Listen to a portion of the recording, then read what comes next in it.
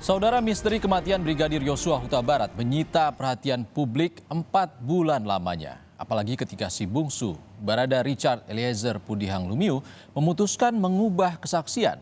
Pengakuan tidak ada baku tembak, jadi jalan bagi penyidik menetapkan sang jenderal sebagai tersangka. Berikut ulasan jurnalis Kompas TV, Niputu Trisnanda.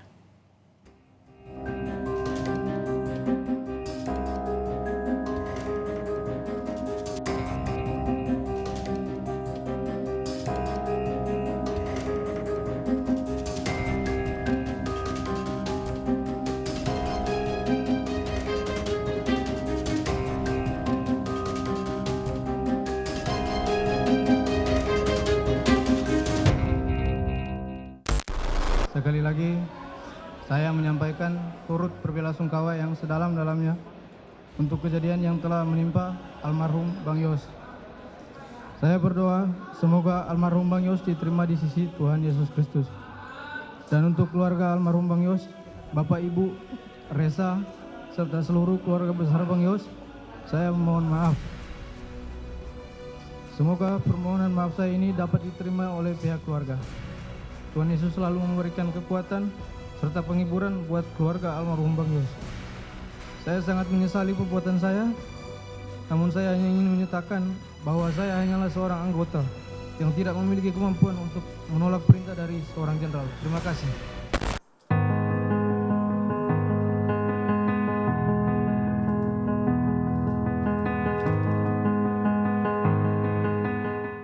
Suara Eliezer begitu parau saya dengar saat itu.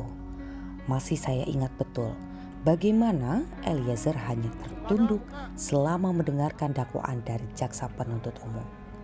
Melalui surat yang ia tulis saat berada di rutan Bareskrim Polri, Eliezer coba memohon pengampunan. Peristiwa pada 8 Juli 2022 jadi titik balik yang mengguncang karir serta kehidupan Eliezer. Terlibat dalam peristiwa kematian Brigadir Yosua Huta Barat membuat Icat harus rela duduk di kursi pesakitan. Dan pemeriksaan saksi juga sudah kita anggap cukup untuk menetapkan Baradae sebagai tersangka dengan sangkaan pasal 338 KUHP, contoh pasal 55 dan 56 KUHP. Berangkat dari Sulawesi, Eliezer jadi polisi. Selama jadi bagian Korps Brimob, Eliezer penuhi tugas di sejumlah wilayah. Eliezer sempat mengemban tugas mengamankan daerah di Papua. Ia juga sempat penuhi tugas untuk jadi anggota Satgas Tinombala di Poso pada 2021. Pada tahun 2022, Eliezer mengemban tugas baru, yakni jadi ajudan Ferdi Sambo. Dengan pangkat Bayangkara II, Eliezer jadi si bungsu di rumah Duren 3. Di rumah bertingkat 2 itu, Icat mengenal Yosua Huta Barat.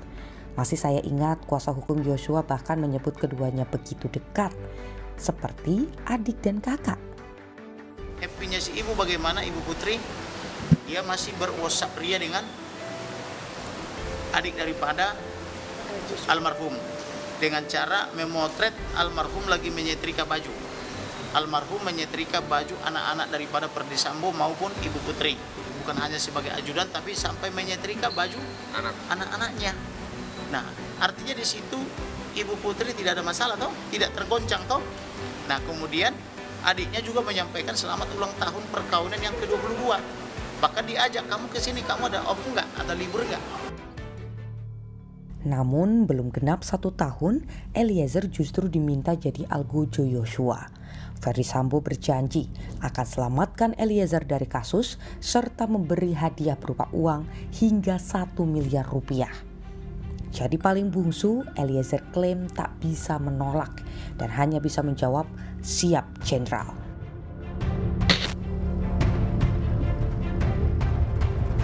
Rumah dinas Ferdi Sambo yang ada di Jakarta Selatan, tepatnya di Duren 3, ini jadi saksi bisu kematian Brigadir Yosua Huta Barat.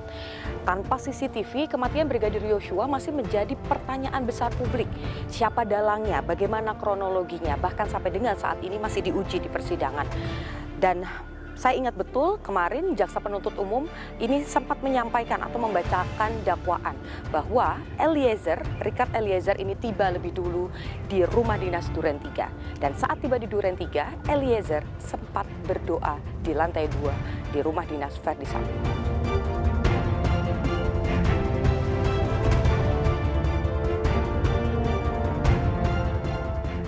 Sekarang saya akan ajak Anda menelaah peran serta keterlibatan Eliezer sesuai dengan dakwaan jaksa penuntut umum.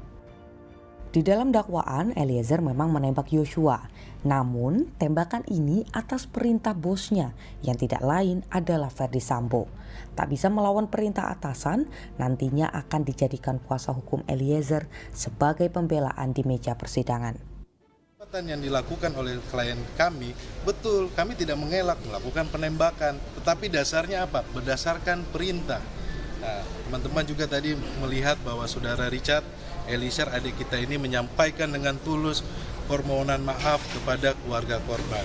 Semoga dengan permohonan maaf dari keluarga korban ini juga bisa membuat adik kita juga lebih tenang ya, Richard Eliezer, dan juga untuk keluarga korban kami sangat berbelasungkawa. Oke.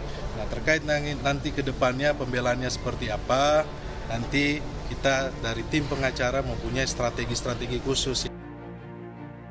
Selama 1 pekan saya mengawal proses persidangan di Pengadilan Negeri Jakarta Selatan, terutama saat Eliezer jalani sidang perdana.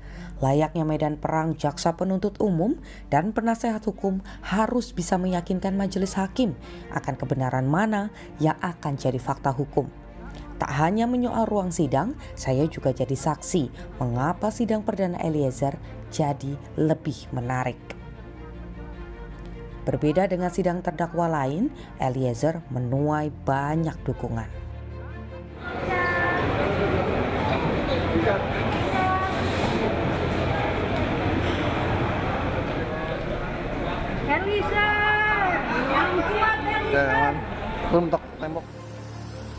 Di tengah fakta kematian Brigadir Yosua yang masih kabur, kesaksian Eliezer jadi secercah harapan. Tak ayal, dukungan untuk Eliezer pun berdatangan. Dukungan untuk Icat juga menjamur di Pengadilan Negeri Jakarta Selatan. Dari anak muda hingga emak-emak ramai kirimkan karangan bunga untuk Eliezer. Bahkan ada yang rela datang dari jauh. Saya sempat berbincang dengan salah satu di antaranya. Namanya Deborah, remaja yang datang dari Jawa Timur khusus untuk memberikan buke kepada Eliezer.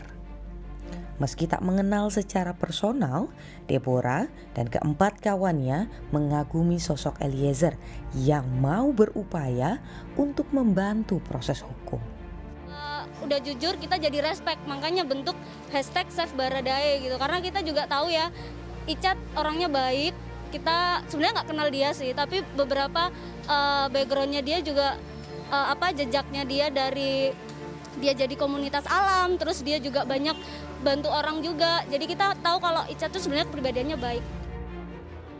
Tak hanya masyarakat, saya juga ingat Kompas TV pernah berbincang dengan ayah mendiang Yosua Huta Barat. Anggap Eliezer bisa bantu bawa keadilan bagi kematian sang putra Samuel Huta Barat. Berharap hukuman Eliezer bisa diringankan, ia juga memaafkan Eliezer. Baradae telah mengakui semua perbuatannya dan Baradae minta maaf kepada kami orang tua, mama dan ibunya, mama dan ayahnya si almarhum Yosua beserta keluarga besar atas meninggalnya almarhum Yosua. Itu pun dia lakukan hanyalah atas perintah atasannya yang tidak. Jadi kami sangat memaklumi itu, sangat memaklumi apa yang dia perbuat. Jadi apapun itu memang